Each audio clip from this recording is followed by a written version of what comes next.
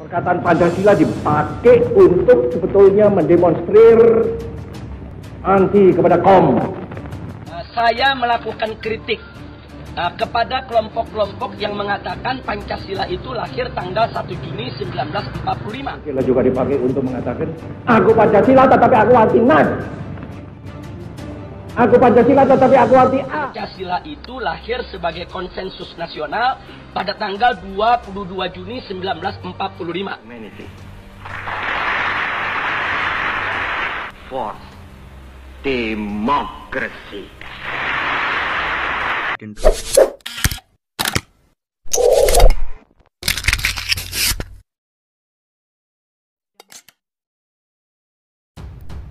Bangsa ini bukan hanya keringat seorang Soekarno, sebagaimana disampaikan oleh Furqon Jurdi, Ahad 14 Juni 2020. Membaca rancangan undang-undang haluan ideologi Pancasila lengkap dengan naskah akademisnya membuat saya merasa geram.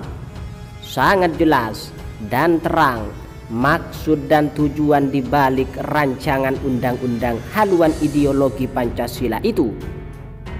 Ada pembajakan sejarah dan penyelundupan ideologi yang berbahaya.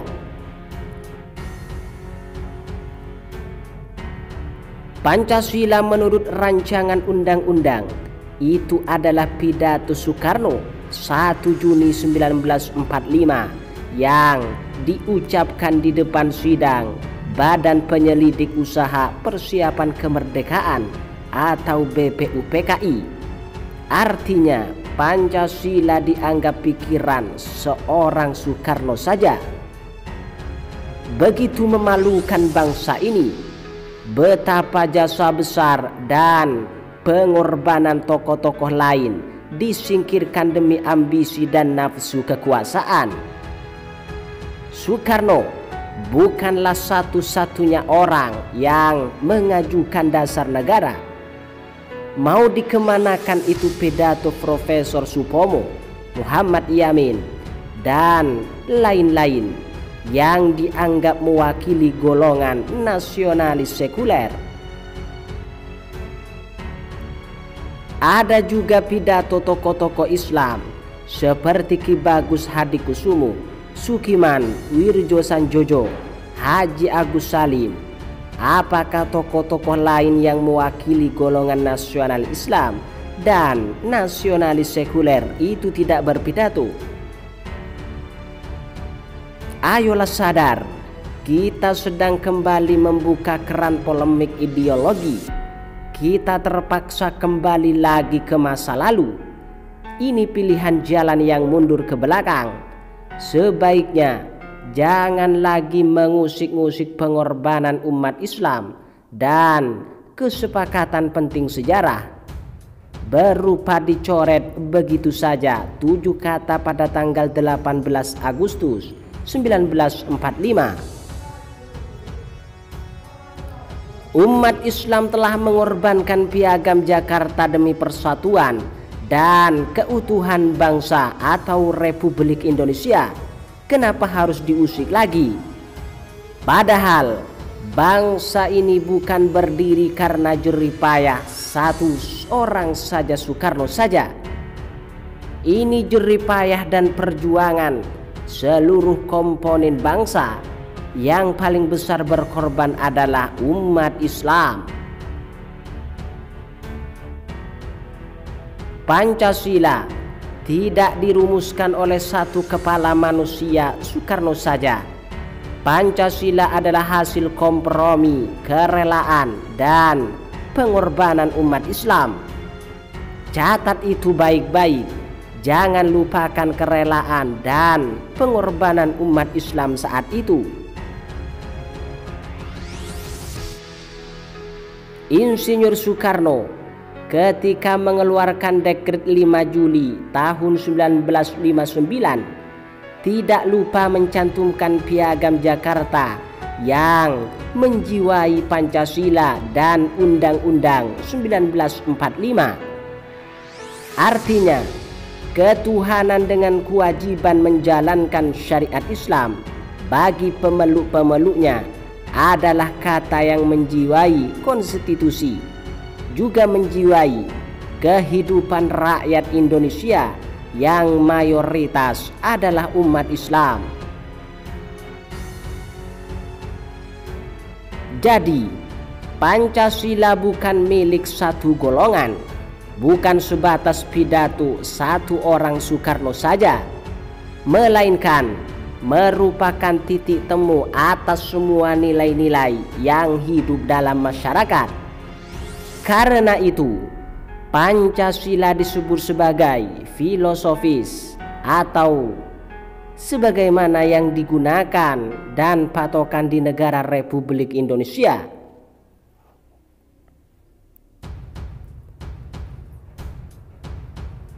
Kita semua bersepakat Pancasila sudah final. Muhammadiyah telah menetapkan hati menjadikan Pancasila sebagai Darul Ahdi Wasyahadah. Darul Ahdi artinya negara tempat melakukan konsensus nasional Nusantara yang terdiri dari kemajemukan bangsa, golongan, dan daerah. Kekuatan politik sepakat untuk mendirikan bangsa Indonesia. Sementara Darus Syahadah artinya negara tempat masyarakatnya mengisi kemerdekaan dengan berbagai aktivitas, berbagai kegiatan yang bermanfaat bagi seluruh elemen bangsa. Harapannya terwujud negara yang maju, makmur, adil, dan bermartabat.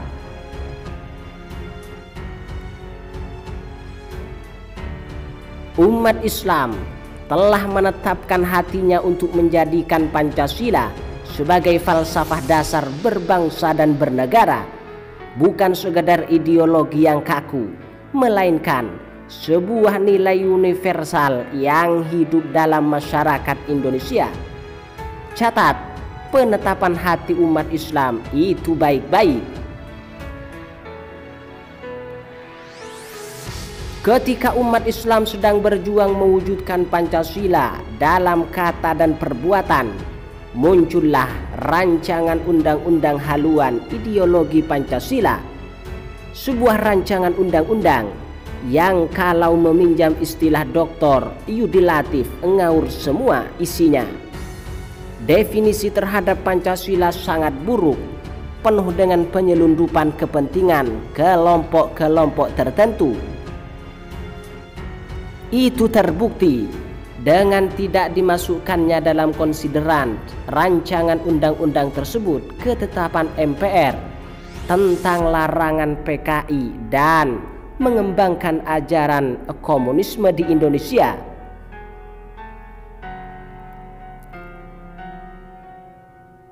Norma yang diatur dalam rancangan undang-undang itu menghilangkan prinsip yang paling mendasar dari Pancasila, menghilangkan ketuhanan yang Maha Esa, kemanusiaan yang adil dan beradab, persatuan Indonesia, dan kerakyatan yang dipimpin oleh hikmat kebijaksanaan dalam permusyawaratan, perwakilan, serta keadilan sosial bagi seluruh rakyat Indonesia. Semua sila dalam Pancasila itu mau diperas menjadi trisila, lalu ekasila atau gotong royong, seperti pidato Soekarno 1 Juni 1945. Ini sih namanya ngaur semua. Gagasan yang bias juga disebut sangat dungu, kaleng-kaleng, dan baleng-baleng. Penyelundupan ideologi di rancangan undang-undang haluan ideologi Pancasila. Gotong royong itu adalah konsep kerja kolektif, konsep yang menjadi jualan paling laku paham komunisme. Kolektivisme adalah kerja paksa. Penampungan dipersiapkan sementara untuk manusia adalah budak industri.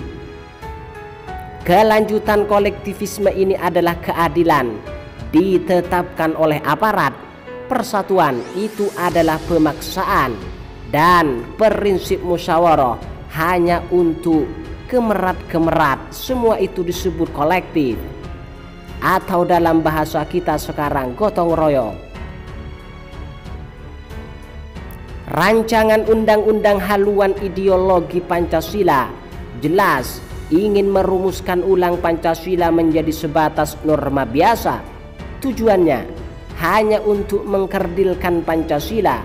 Meminjam istilah Profesor Kiai Haji Din Samsudin, rancangan undang-undang haluan ideologi Pancasila menurunkan derajat falsafah bangsa ini dengan memonopoli penafsiran Pancasila yang merupakan kesepakatan dan milik bersama. Oleh karena itu, tidak mungkin orang yang cinta negara kesatuan Republik Indonesia dan orang yang menjunjung tinggi Pancasila termasuk umat Islam mau melakukan pencemaran terhadap Pancasila, apalagi menghina Pancasila dengan cara-cara licik dan busuk seperti ini. Itu tidak mungkin.